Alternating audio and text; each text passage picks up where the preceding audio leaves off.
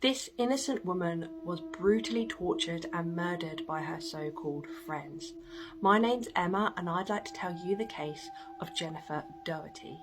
Jennifer was a very kind-natured, gentle woman. She was 30 years old and had mental disabilities.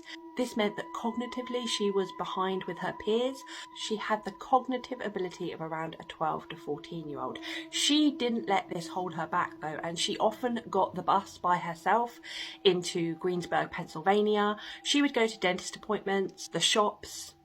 At school, she was bullied tremendously. Kids would pick on her, they'd put gum in her hair. She didn't have a lot of friends. However, at the age of 30, she would attend the community centre in town, and there she thought she had found friends, and her parents were so happy for her. These friends were Angela, Ricky, Melvin, Peggy, Amber, and Robert. Now, Angela was the youngest at 17 and she was in maybe a relationship. There was something going on between her and Ricky. Amber was pregnant with Melvin's baby. Amber was 20, as was Melvin. Robert Masters was the eldest at 36. And then we also have Peggy, who is 27. They all lived in an apartment, and one day they invited Jennifer to come to a sleepover. Now, she was super excited. She'd never been on a sleepover before, and she thought she'd finally fitted into a group of friends. She left a note to her mum saying, "I love you, Mum. I hope you had a great day at work." So in February 2010, Jennifer makes her way to this apartment, and the minute she gets there, she is subjected to teasing that escalates very, very quickly. So initially, this group of friends empty her bag, take her purse, her cell phone. They start pouring liquids in there. They shave her head. They beat her with soda bottles that are full. They strip her of her clothes and chuck them out of the apartment window. They then lock her in the attic, where Melvin proceeds to SA her. They force her to consume copious amounts of sleeping pills and antibiotics. They paint her face with nail varnish. They pour oatmeal and rub spices in, and apparently all this time she's pleading, saying that her eyes are burning and please stop. They create concoctions and force her to consume them. These include her own feces and urine. And this torture goes on for like a day and a half, and eventually they take a vote and they decide that the only way they're going to get away with this is to murder her. They force her to write a suicide note. Then Ricky gives Melvin a steak knife and they proceed to stab her. Peggy then sources some Christmas lights and wraps them around Jennifer. She's still alive at this point, so they use the lights to strangle her. Angela, the youngest of the six, who's only 17, says that she is disappointed that the lights don't blink because she wants Jennifer to look like a Christmas tree. This is just so chilling and disturbing. This innocent woman who only sees the good in everyone. Like, if someone was to be mean to her at school or anything, she would never retaliate. She just think they were having a bad day.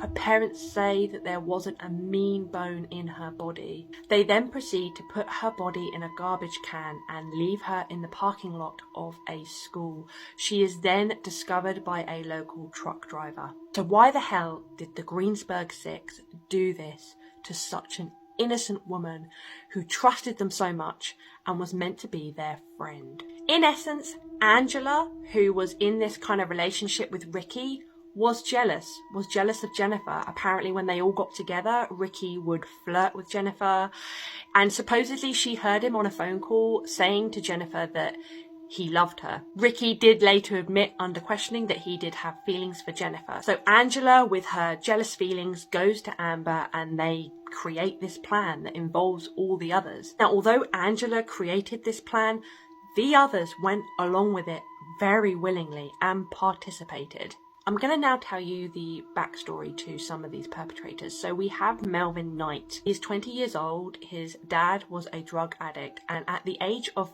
5, he fell from a moving vehicle and hit his head. This left him with lifelong learning and social problems. We have Angela, the youngest one, who's 17. Now, her family say that when she was 15, she was hit by a truck. and this changed her behaviour. A psychiatrist also said that as a child she had depression, and as a teen they suspect that she had drug and alcohol addictions. We have Amber, who is 20 years old, who Jennifer trusted the most, I would say, out of everyone. She's in a relationship with Melvin and is pregnant. From my research, she doesn't have any mental health issues or any kind of abuse in her background. We have Robert Masters, who's the eldest. He's 36. Again, no history of mental health problems or abuse. He does at points, some of the sources that I've read try and help Jennifer. He tries to get her clothes back and things, but he is still a participant. He still goes along with everything. Peggy Miller, 27, also no history of mental health problems or abuse. She's the one that sources the Christmas lights. She actually steals them from a neighbour. And finally, we have Ricky. Ricky is in a love triangle with Angela and Jennifer. And they say Angela was the driving force for this plan. And the sources I read either say that Ricky wanted to go along to prove to Angela that he loved her, or he went along because he was scared of Angela. Either way, they were all involved. Now, Ricky's past is quite traumatic. His mother was a drug addict and a sex worker and forced him into male prostitution at a very young age to pay for her drugs. He was put in various foster homes and was diagnosed with several mental disorders by the age of 4. By the age of 6, he had tried beer, Charlie, heroin, and marijuana. By the age of 8, he was diagnosed with PTSD. By the age of 10, he had had over 100 therapy sessions, and later on he went on to essay a woman in her basement. So the motive for all of this was just jealousy over a relationship, and it is heartbreaking that they exploited her kind nature and her willing to trust people. At trial, Robert and Amber made plea bargains in order to testify against the others. Amber got 40 to 80 years in prison and Robert got 30 to 70. Melvin and Ricky, the two men that actually killed Jennifer, got death row. They did seek the death penalty also for Angela, who instigated the whole thing and made the really awful comment about the Christmas lights.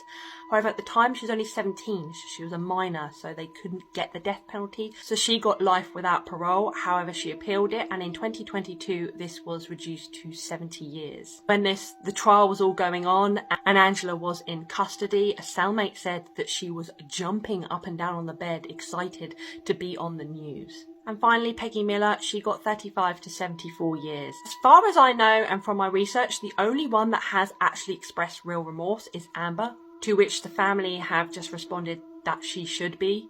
They say that this was just an absolutely senseless killing, and Jennifer was just such a lovely person with so much to look forward to in life. She was the kindest lady you'd ever meet, and she really tried to make the best out of life. That was the tragic case of Jennifer Daugherty. If you like my content and you'd like to hear more true crime stories, please remember to like, subscribe and comment, and I'll see you in the next one.